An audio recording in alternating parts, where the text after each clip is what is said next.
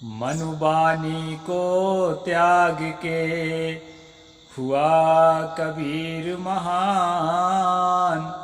बाबा साहेब जला दिए सब अवगुण के खान। नमस्कार दोस्तों, मैं अविनाश दास रेशनल कबीर यूट्यूब चैनल में आप सबका हार्दिक स्वागत करता हूं। साथियों, यदि आप चैनल को सब्सक्राइब नहीं किए हैं तो सब्सक्राइब जरूर करें, शेयर करके अपने सभी मित्रों तक सभी ग्रुपों में पहुंचाएं, बेल आइकन को प्रेस करें, ऑल नोटिफिकेशन ऑन करें, कमेंट लिखें दोस्तों और लाइक भी करें। यह चैनल किसी भी जाति, धर्म या संप्रदाय या व्यक्ति विशेष को आहत पहुंचाने के लिए क्रिएट नहीं किया गया है। इस चैनल का उद्देश्य है दोस्तों जन जन में तर्कशीलता को विकसित करना, वैज्ञानिक सोच को विकसित करना, पाखंड, आडंबर, अंधविश्वास से समाज को मुक्त करना और मानव मानव के बीच में भेदभाव मिटा करके प्रेम और सहानुभूति पैदा करना। इसके लिए चैनल क्रिएट किया गया है दोस्तों।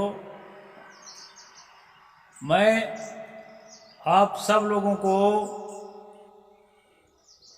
मनुस्मृति दहन दिवस के पावन अवसर पर कोटि कोटि मंगल कामना देता हूँ। जय भीम, नमो बुद्धाय, साहेब बंदगी, जय जोहार। साथियों, मैंने एक दोहा बनाया और बोला आपके सामने कि मनुबानी को त्याग कर हुआ कबीर महान और बाबा साहेब जला दिए सब अवगुण के खान। तो ये मनुस्मृति जो है, मनुबानी जो है, सब अवगुण के खान है। इसमें गुण नहीं है ये तो मैं नहीं कहता, थोड़ा मोड़ा गुण है और गुण की प्रशंसा भी मैं करते रहता हूँ आपके सामने। तो दोस्तों, सतगुरु कबीर साहिब ने भारत में सबसे पहले इस पोल पट्टी को समझा था। कई लोगों को विश्वास है, खासकर बुद्धिस्टों को,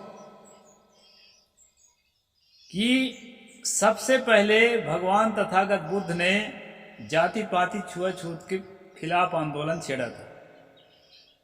लेकिन दोस्तों, आप लोग साइंस जर्नी जरूर देखा करेंगे, आपकी आंख खुल जाएगी कि तथागत बुद्ध के जमाने में आर्य संस्कृति भारत आई ही नहीं थी, जाति पाति छुआछूत की स्थापना हुई ही नहीं थी। उन पर मैं इसलिए भरोसा रखता हूं कि उनकी कही हुई बातों को मैं धर्म ग्रंथों में, मेरे पास बहुत सारी किताबें हैं, बहुत नहीं भी हैं, तो जो हैं उनको मैं मिलान करता हूं तो वो किताब से सही उतरते हैं।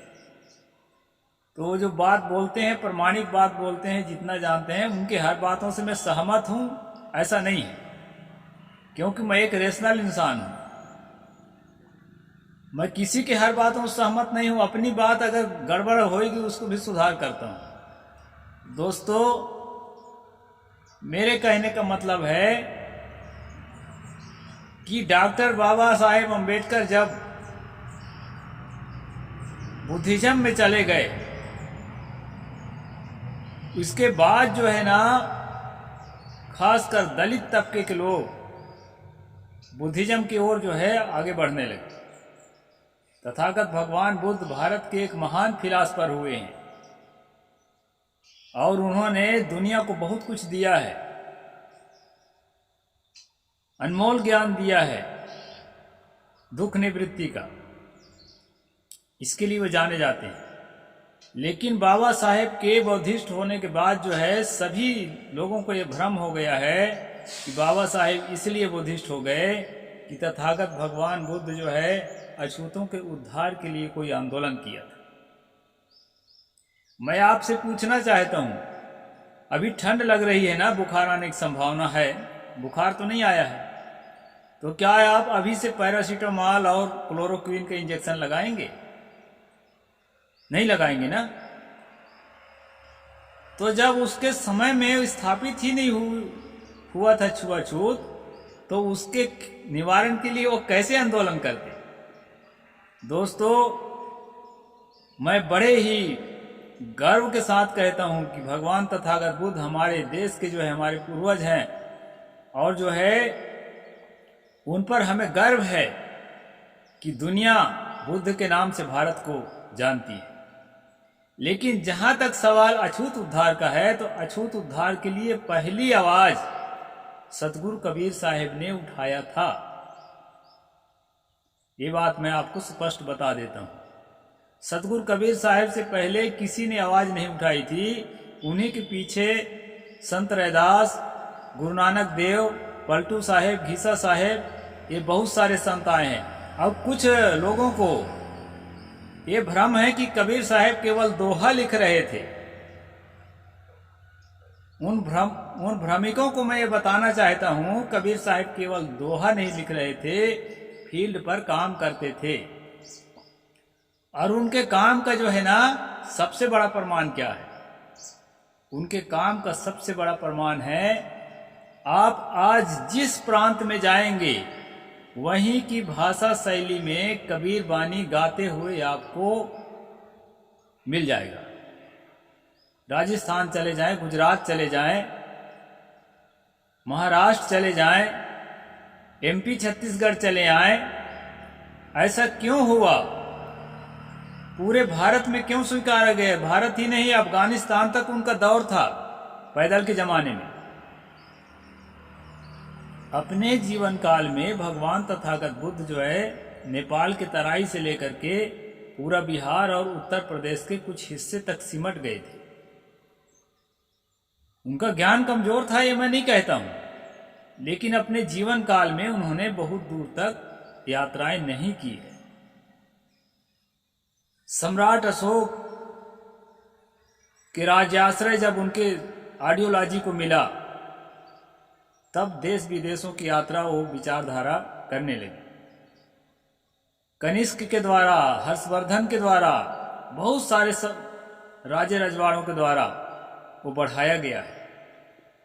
और एक बात मैं बताना चाहूं, मैं कंपेयर नहीं कर रहा हूं दोस्तों, सतगुरु कबीर साहब की विचारधारा को सर्वहारा ने बढ़ाया है, गरीब गुरबों ने बढ़ाया है। कोई राज्य आश्रय इस विचारधारा को नहीं मिला।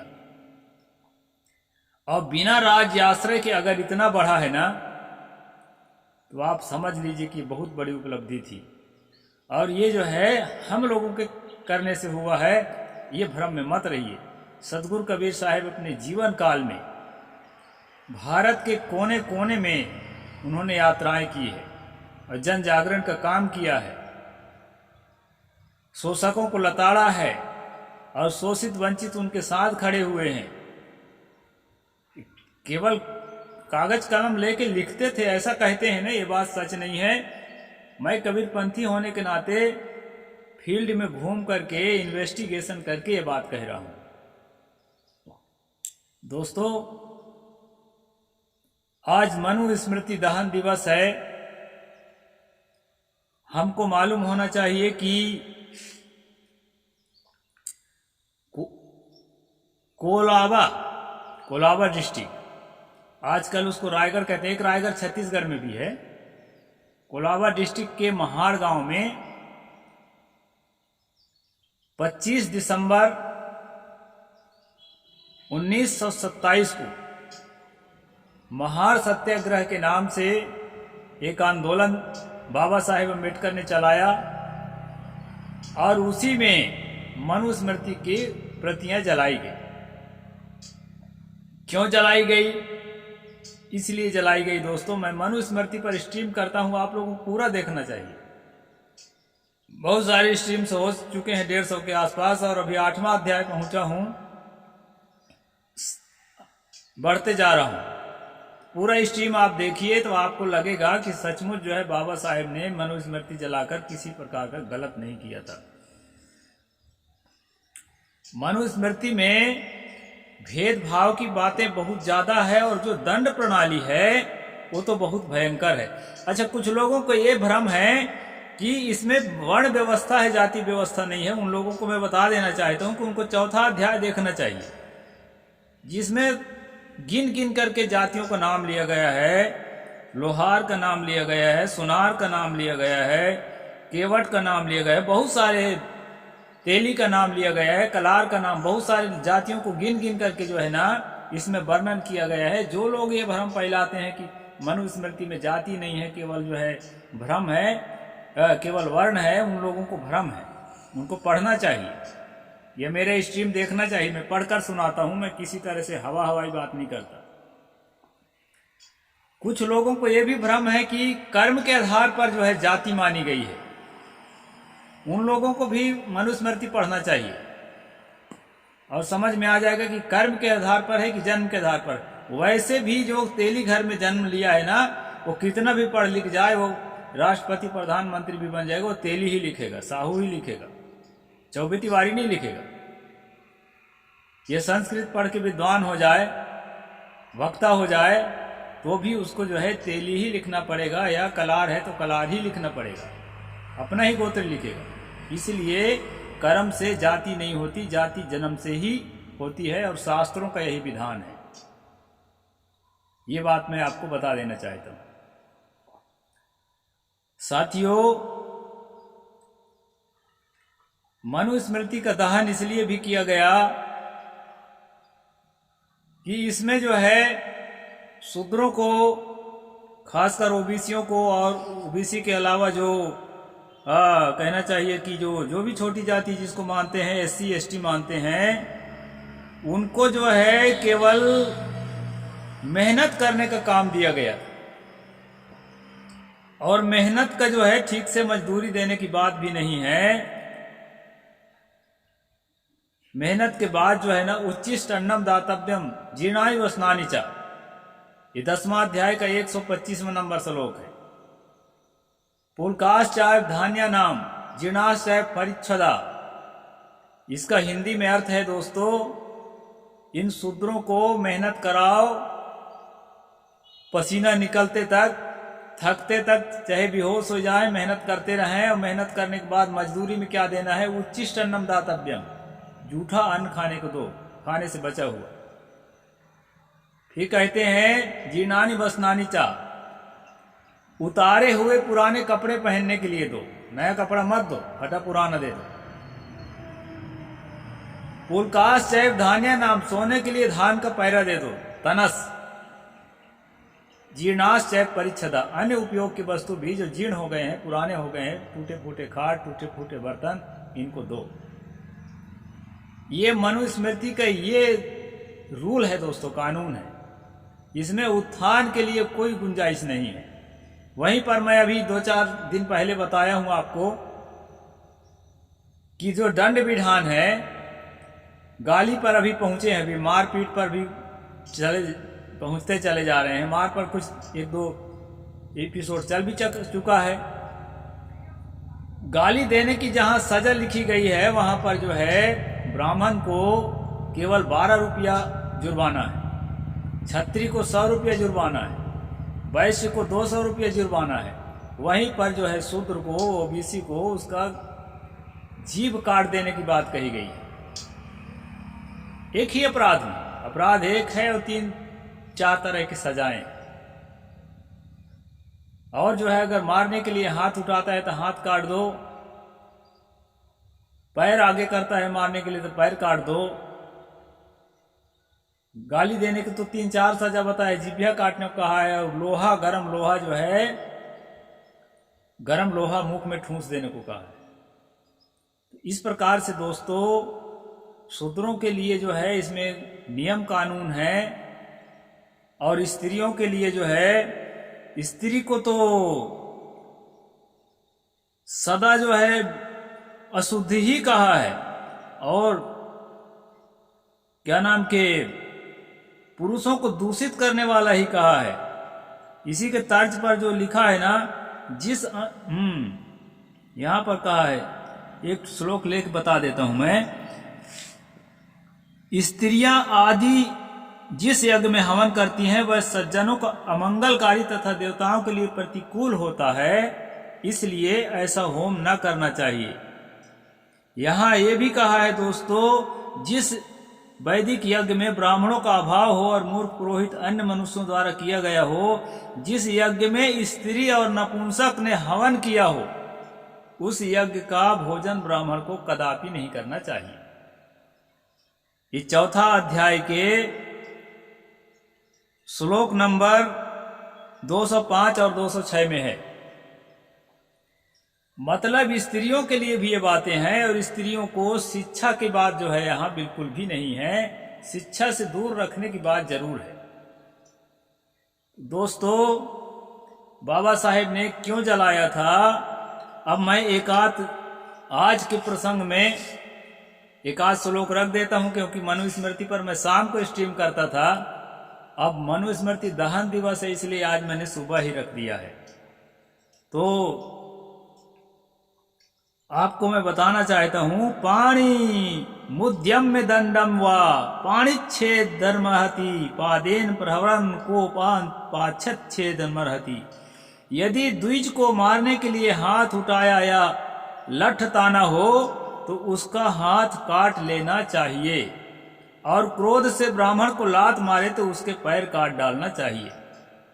यह शूद्र के लिए कानून है, ब्राह्मण के लिए नहीं। ब्राह्मण को तो एक तीर से ना, एक तिनका से भी मारोगे तो भी आपको पाप लगेगा, और उसके लिए कोई कानून नहीं है। तो जातिवाद की जो है चरम सीमा है दोस्तों। इसी को फॉलो कर रहे थे तुलसीदास, जिसने कहा है सापत ताड़त परुष का हंता विप्र पूजस गावई संता। अगर जो है ब्राह्मण आपको श्राप देता हो, आपको पीटता हो, आपको गंदा शब्द से गाली बकता हो, आपके साथ जैसा भी दुर्व्यवहार करता हो, लेकिन जो है संतों का कहना है, ये राम कह रहा है, मैं नहीं कह रहा हूं, राम कह रहा है कि संतों का कहना है कि उसके चरणों की पूजा करो। और किसको मारना है उसके लिए भी बता दिया है। ये अरण्य कांड में है, फिर सुंदर कांड में जाके अब बताया है, ढोल गंवार शूद्र पशु नारी सकल ताड़ना के अधिकारी। यहां तो ब्राह्मण को मारने का, श्राप देने का, गाली देने का, दुर्व्यवहार करने का अधिकार दे रहा है अरण्य कांड में, और सुंदर कांड में किसको ये सब करना है उसके लिए भी बता दिया है, ढोल गंवार शूद्र पशु नारी सकल ताड़ना के अधिकारी। ढोल जो ढोलक है बजाने का, और गंवार इंसान जो मूर्ख है, और जो है शूद्र है, पशु है, और स्त्रियां हैं। अभी विवेक बिंद्रा का आपने देखा है कि पत्नी को मार करके जो है उसका भी कोर्ट में केस हुआ है, और आरक्षण का निंदा कर रहा था। मैं समाचार भी देखता रहता हूं थोड़ा। तो ऐसे ऐसे लोग जो मनु से प्रेरित हैं, हिंदू राष्ट्र से प्रेरित हैं, राम राज्य से प्रेरित हैं, वो ऐसे गंदा आचरण अगर करते हैं, गंदी सोच सोचते हैं, तो उसमें आश्चर्य करने की जरूरत नहीं है दोस्तों। इसलिए डॉक्टर बाबा साहेब अम्बेडकर ने इस मनुस्मृति की प्रतियों को